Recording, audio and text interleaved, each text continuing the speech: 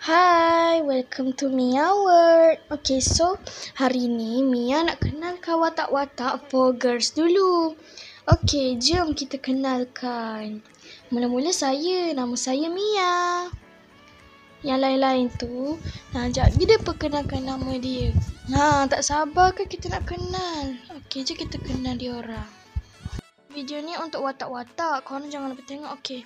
Yang ni, okay, so kita akan perkenalkan.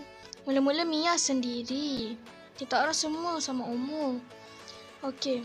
Lepas tu, ini dia. Ini Mika yang pakai cermin mata ni. Hai, saya Mika. Kita orang pun sama umur. Saya pula Mei. Kat sana tu Mei dengan Naira. Naira seorang je huruf N. Korang jangan lupa tengok tau. Kita orang ni for girls.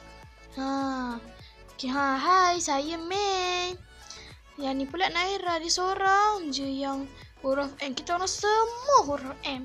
So for girls M and all one N. Saya Naira, saya ni saya seorang je huruf N. And last one, saya ialah akak senior yang dia orang ni. Nama saya Akak Maria. Okay. So korang semua jangan lupa tengok Mia World and for girls tau.